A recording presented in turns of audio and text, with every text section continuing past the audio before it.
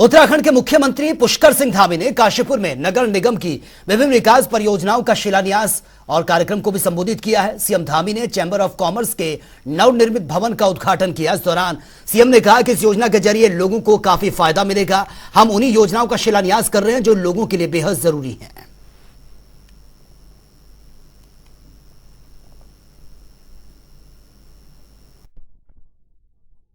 आज काशीपुर में अभी मेरे हाथों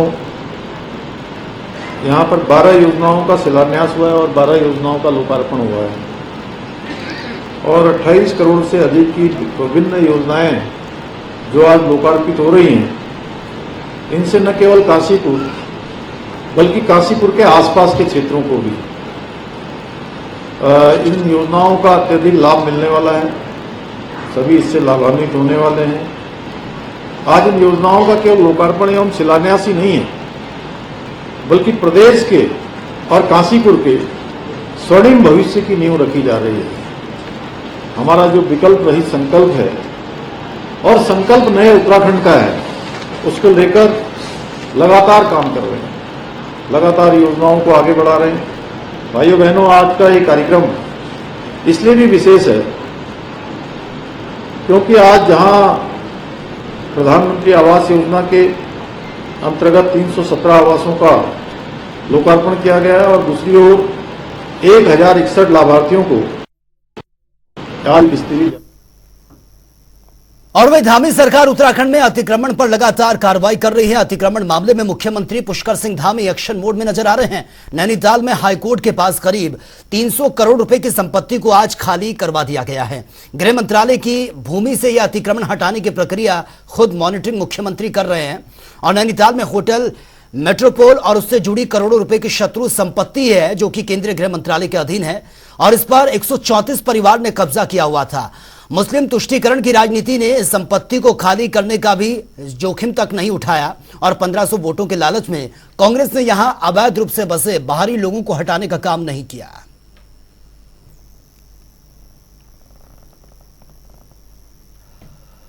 उत्तराखंड में दिसंबर महीने में ग्लोबल इन्वेस्टर समिट का आयोजन यह होने जा रहा है, जिसकी तैयारी में सरकार जोरों शोरों से जुटी हुई है। इस पर सचिव उद्योग विनय शंकर पांडे ने बताया कि सीएम धामी के निर्देशों पर इन्वेस्टर समिट की तैयारियां शुरू हो चुकी हैं। उत्तर प्रदेश और गुजरात में सफल इन्वेस्टर समिट कराए गए, इसलिए उत्तराखंड से एक डेडिकेशन टीम ने इन दोनों ही प्रदेश में वो गए हैं ताकि ये समझा जा सके कि एक सफल इन्वेस्टर समिट कराने में किन किन चीजों की आवश्यकता होती है। और इसके साथ इन्होंने क्या कुछ कहा वो सुन लेते हैं।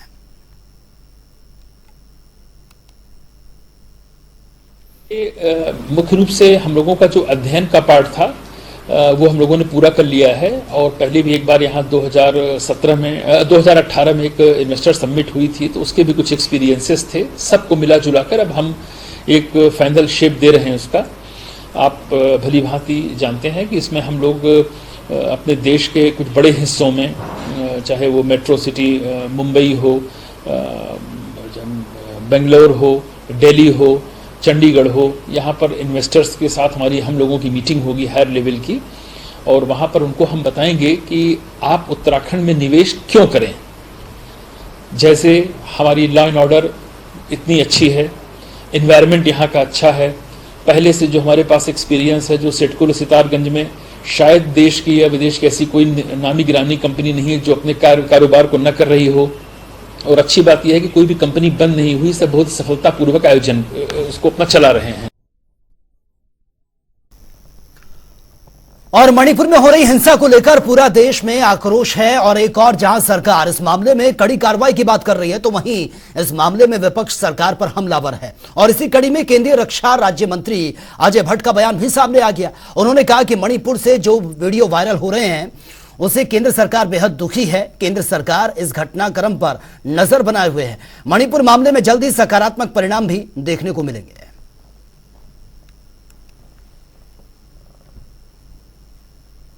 मणिपुर के बारे में बहुत सारी बातें आ गई हैं। दुखद घटना है, हम सब दुखी हैं और निश्चित ही उसके सकारात्मक परिणाम आने वाले हैं। देखिए, वो कुछ चीज़ें सीक्रेट होती हैं, उसको मैं माइक पर बोल नहीं सकता हूं उसको। मणिपुर के बारे में बहुत सारी बातें आ गई हैं। दुखद घटना है, हम सब दुखी हैं और निश्चित ही उसके सकारात्मक परिणाम आने वाले हैं। देखिए वो कुछ चीज़ें सीक्रेट होती हैं, उसको मैं माइक पर बोल नहीं सकता हूं उसको।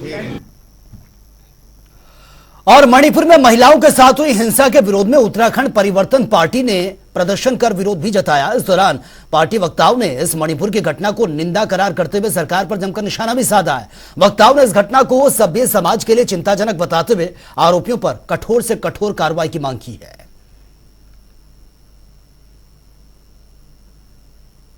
जो मणिपुर के अंदर जो 3 महीने से पूरा चल रहा है, लेकिन जो वहाँ पर ये 4 मई की जो घटना है, जिसमें भीड़ के द्वारा पुलिस भीड़ को सौंपी थी 3 महिलाओं को निर्वस्त्र होकर के उनकी परेड कराई जाती है, उनके साथ दुष्कर्म किया जाता है, उनके सहयोग में उनके भाई और पिताजी आते हैं, उनकी हत्या कर दी जाती है। 18 मई को रिपोर्ट दर्ज होती है। देश के प्रधानमंत्री, देश के गृह मंत्री, वहाँ के मणिपुर के मुख्यमंत्री को घटना की जानकारी होने के बावजूद भी वो सोई रहते हैं, उन अपराधियों के खिलाफ कोई कार्रवाई नहीं होती है। तो और जब सोशल मीडिया पर वो घटना वायरल होती है, उसके बाद सरकार जवाब देने के मूड में आती है, तो उसके विरोध में पूरा देश, पूरा विश्व शर्मसार है। और उत्तराखंड के पौड़ी जिले से कांग्रेस की स्वाभिमान न्याय यात्रा का समापन ये हो चुका है। आपको बता दें कि इस यात्रा की शुरुआत 17 तारीख को यह की गई थी और इस दौरान प्रदेश अध्यक्ष करण मारा भी इस यात्रा में शामिल हुए थे।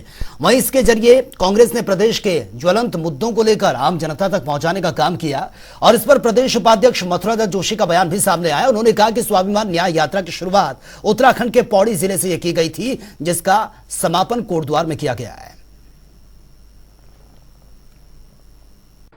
17 तारीख को पौड़ी से हमारी स्वाभिमान न्याय यात्रा शुरू हुई थी। उस दिन माननीय अध्यक्ष जी पौड़ी से पैदल चलकर अंकिता भंडारी के गांव तक गए थे। विभिन्न मुद्दों को लेकर हमारी यात्रा चली थी, जिसमें अध्यक्ष जी ने 3 जगह प्रतिभाग किया।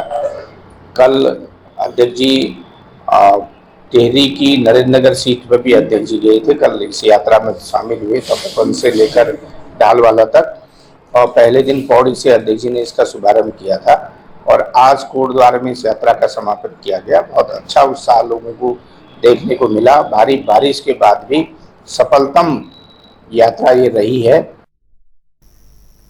और वही सब्जी के दामों में लगातार हो रही बढ़ोतरी पर अब कांग्रेस ने केंद्र सरकार को घेरना शुरू कर दिया है। इसी कड़ी में हल्द्वानी के बुद्ध पार्क में यूथ कांग्रेस के प्रदेश उपाध्यक्ष हेमंत साहू के नेतृत्व में स्थानीय महिलाओं और कार्यकर्ताओं ने अनोखा प्रदर्शन किया।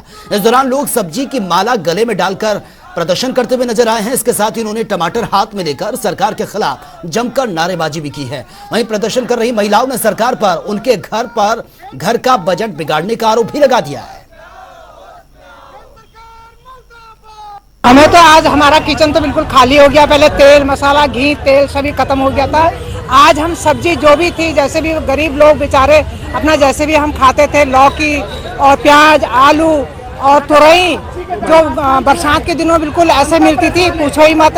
आज इतने महंगाई के चक्कर में हम पड़ गए हैं और बिल्कुल हमारा किचन ऐसा हो गया, पूछो ही मत। हम तरस आ गए इस सरकार को देखकर। हम कह रहे हैं बस आने वाली 24 को बिल्कुल कांग्रेस सरकार आनी चाहिए। सब्जी के दाम लगातार आसमान छूते जा रहे हैं और राज्य सरकार और केंद्र सरकार के सब्जी के दामों में कोई नियंत्रण नहीं है। जनता, जो गरीब आदमी के सामने केवल सब्जी खाने का अवसर था, वो भी खत्म हो गया है। टमाटर, लहसुन, प्याज 200 से ऊपर के दाम में पहुंच गए हैं और जो मंडी समिति और जो जिला प्रशासन ने रेट निर्धारित कर रहा है, वो बिल्कुल हवाई रेट है, उनका कोई मायने नहीं है। तो हमारा सरकार से कहना है कि लगातार जो सब्जी के दाम बढ़ रहे हैं, उस पर रोक लगाने का काम करने का काम करें। और वहीं रुड़की में पार्षद सचिन चौधरी की ओर से रजिस्ट्रार के साथ मारपीट के मामले ने तूल पकड़ लिया है। हालांकि पुलिस ने पार्षद के 3 साथियों को गिरफ्तार कर जेल भेज दिया है, लेकिन तहसील कर्मचारी पार्षद सचिन चौधरी की गिरफ्तारी की मांग पर अड़े हुए हैं, जिसके चलते पिछले 5 दिन से तहसील के काम भी इस पर प्रभावित हो रहे हैं और जिसके चलते हरिद्वार के सभी कर्मचारी अब धरने पर बैठे हुए हैं।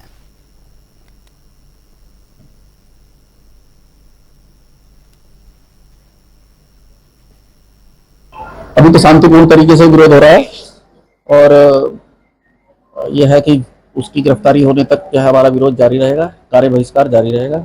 अभी तो जनपद स्तर पे है, अगर जो है जल्दी उसकी गिरफ्तारी नहीं होती है तो हम इसे प्रदेश स्तर पर लेके जाएंगे। आपदा में श्री विजेंद्र सिंह जी रजिस्ट्रार कानून साहब कार्य कर रहे थे वो इनके साथ एक पार्षद है सचिन चौधरी व उनके साथियों द्वारा अभद्रता की गई है और सचिन चौधरी और अन्य के खिलाफ FIR दर्ज है कोतवाली रुड़की में। अभी उनकी गिरफ्तारी नहीं हुई। जब तक उनकी गिरफ्तारी नहीं होगी तब तक चकबंदी विभाग का पूर्ण समर्थन तहसील स्टाफ को है। जनता को तो दिक्कत हो रही होगी, बिल्कुल हो रही होगी। जैसे कोई प्रशासनिक कार्य नहीं होगा तो परेशानी तो जनता को होनी, पर हमारी कितनी बात हो रहा है कि हमारे बीवी बच्चे हम सुरक्षित नहीं है अधिकारियों की मौजूदगी में। देखिए स्थिति ये है कि स्टाफ इतना कम है रेवेन्यू डिपार्टमेंट चकबंदी डिपार्टमेंट के अंदर कि कर्मचारी ऑटोमेटिक पहले से ही कम है और फिर अधिकता के काम की दबाव है। चाहे बाढ़ का कार्य हो चाहे कुछ चुनाव का कार्य हो, सबसे ज्यादा कार्य राजस्व कर्मचारी करते हैं। और ऐसी स्थिति होने के बावजूद भी, इतना काम करने के बाद भी अगर जनप्रतिनिधि इस तरह का कार्य हमारे साथ करेंगे, इस तरह का व्यवहार करेंगे तो बड़ा ही निंदनीय है। और वहीं चमोली हादसे से पुलिस ने 3 आरोपियों को गिरफ्तार तो कर लिया है, लेकिन मामले में आईजी गढ़वाल ने जानकारी देते हुए कहा कि हादसे में शामिल तीनों आरोपियों को गिरफ्तार यह किया गया। इसके साथ ही मामले की जांच भी की जा रही है। अन्य आरोपियों की गिरफ्तारी के लिए टीम गठित कर दी गई है।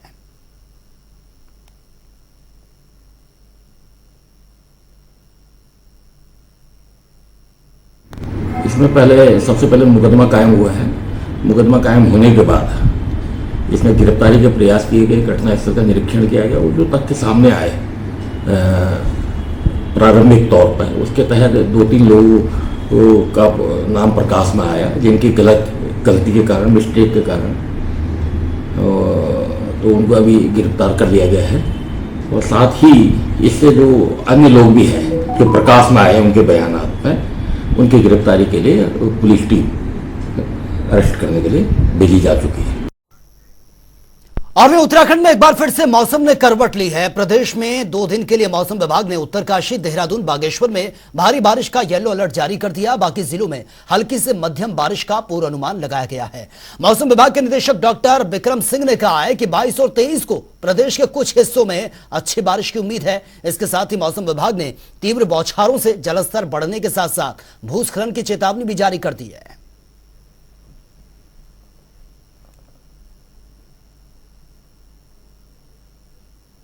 जो हमारे देहरादून, टेरी, पौड़ी, नैनीताल और इधर उत्तरकाशी डिस्ट्रिक्ट भी है, तो इनमें आप देखेंगे हैवी से वेरी हैवी रेन्स कहीं कहीं पर मिलेंगी। और साथ ही ये दिखा जाएगा कि कहीं कहीं पर जो तीव्र बौछार है या बल्कि अति तीव्र से अत्यंत तीव्र बौछार जो है वो भी कहीं कहीं पर देखने को मिलेगी इन डिस्ट्रिक्ट्स में। तो अगले जो करीब 24 आवर्स है तो इसमें जो है खासकर जैसे हमने बोला रात में और अर्ली मॉर्निंग्स की जो बात करें तो इस दौरान जो है ऐसी एक्टिविटी इन डिस्ट्रिक्ट्स में वो रहने वाली है। और अब बात कर लें तो 2 मिनट में 10 बड़ी खबरों की।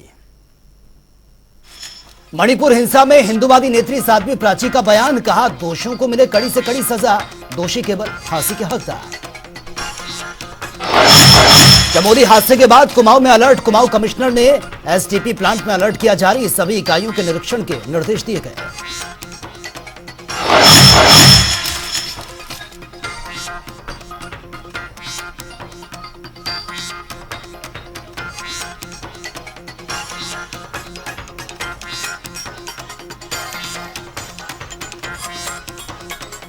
चमोली हादसे के बाद कुमाऊं में अलर्ट, कुमाऊं कमिश्नर ने एसटीपी प्लांट में अलर्ट किया जारी, सभी इकाइयों के निरीक्षण के निर्देश दिए गए।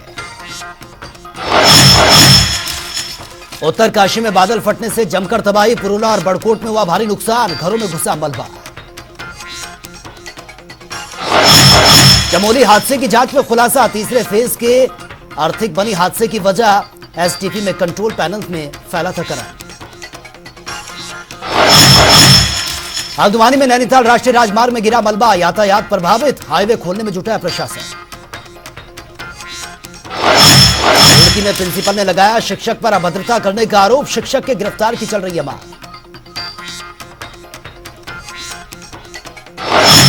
हरिद्वार में एसडीएम से ग्राम प्रधान ने की है बाढ़ राहत कार्यों में धांधली की शिकायत, लक्सर में आए बाढ़ के राहत सामग्री वितरण की धांधली हो रही है।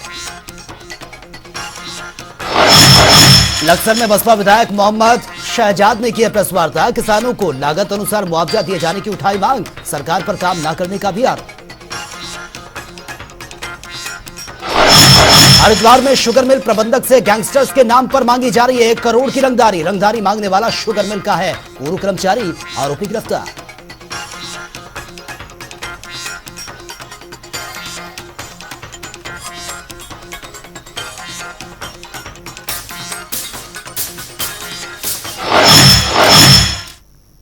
और मैं उत्तराखंड में एक बार फिर से कांग्रेस और बीजेपी के बीच जुबानी जंग ये छिड़ गई है और इस बार चमोली करंट हादसे को लेकर कांग्रेस और बीजेपी एक दूसरे पर जमकर निशाना साधते हुए नजर आ रहे हैं।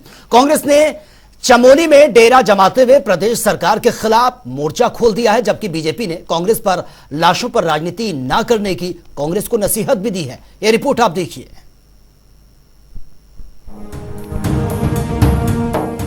चमोली में एसटीपी प्लांट को जाने वाले 4 फीट के प्लेटफॉर्म में मौत ने जैसे लोगों को घेरकर उन पर झपट्टा मारा था। मौत की इस आग में वहां खड़े कई लोग सूखे पत्तों की तरह जलने लगे। उन्हें इस तरह आग की लपटों में घिरा देख वहां मौजूद भीड़ में चीख पुकार मच गई।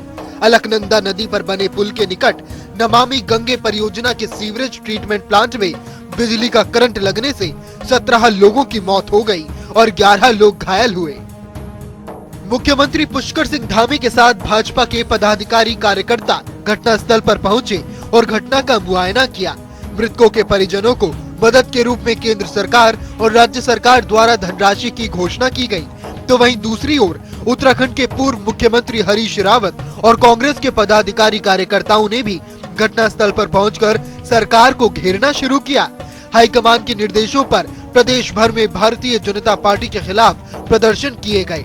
तो वहीं दूसरी ओर भारतीय जनता पार्टी ने कांग्रेस को नसीहत देते हुए कहा कि कांग्रेस को ऐसे दुखद समय में राजनीति नहीं करनी चाहिए। ये समय है उनके परिवारों के साथ खड़े होने का, न कि राजनीति करने का। और यही वजह है कि कांग्रेस की ऐसी राजनीति की वजह से लोगों का विश्वास कांग्रेस से उठ गया है। इसमें किसी भी पार्टी का कोई इंटरफेयर नहीं होना चाहिए। कारण इसका ये एक घटना हुई है, ना कि बीजेपी ने कोई घटना रच के इस तरीके से लोगों को अटैक करने की कोशिश की है ना। तो ये कांग्रेस क्या काम करती है हमेशा कि कोई भी ऐसी घटना होती है कहीं भी तो वो हमेशा सीधा बीजेपी पे वार करती है, कोई चाहे राजनीतिक हो या ना हो ऐसा कोई मुद्दा। तो इसके चलते ये गंदी जो राजनीति कर रही है इस वक्त कांग्रेस, मेरे को लगता है कि शायद ये सब चीजें नहीं करनी चाहिए। भाजपा की इस नसीहत के बाद कांग्रेस ने भी भाजपा पर पलटवार करने में देर नहीं लगाई। कांग्रेस नेत्री अलका पाल ने भारतीय जनता पार्टी को आड़े हाथों लेते हुए कहा कि माफी मांगनी चाहिए, फेलियर खुद का है और कांग्रेस को नसीहत दे रहे हैं। कांग्रेस गरीबों की आवाज हमेशा बनती आ रही है और आगे भी बनती रहेगी। सरकारी तंत्र की घोर लापरवाही रही है। संघर्ष हमेशा जनता के लिए, जो उनकी टक्कर से संघर्ष हमारा नारा। सरकारी तंत्र की घोर लापरवाही के कारण ये दुर्घटना हुई है। इसमें एक बार फिर राज्य सरकार पूरी तरह फेल हुई है और हमारी राज्य सरकार से मांग है कि इससे ज्यादा बेहतर ये होता है कि आप मृतक आश्रितों के परिवारों को 25-25 लाख रुपए और आश्रितों को सरकारी नौकरी देने का तुरंत ही घोषणा करें और इसका इम्प्लीमेंट भी करें। जिस तरह मदद की घोषणा सरकार के द्वारा करी गई है कि उनके मुंह में जीरा साबित हो रही है। चमोली करंट हादसे को लेकर उत्तराखंड सदमे में है, तो वहीं दूसरी ओर सरकार के जरिए की गई मृतकों के परिवारों की मदद से कांग्रेस नाखुश दिखाई दे रही है और मृतकों के परिवार में से एक को सरकारी नौकरी के साथ 25 लाख रुपए मुआवजे की मांग कर रही है। ऐसे में देखने वाली बात होगी कि आखिर क्या सरकार कांग्रेस की सुनती है या फिर सरकार ने जो फैसला कर दिया है वो अंतिम फैसला रहेगा। जनता टीवी के लिए अजहर मलिक की रिपोर्ट। तो फिलहाल इस बुलेटिन में मेरे साथ इतना ही, लेकिन तमाम खबरों के लिए आप बने रहिए जनता टीवी के साथ। नमस्कार।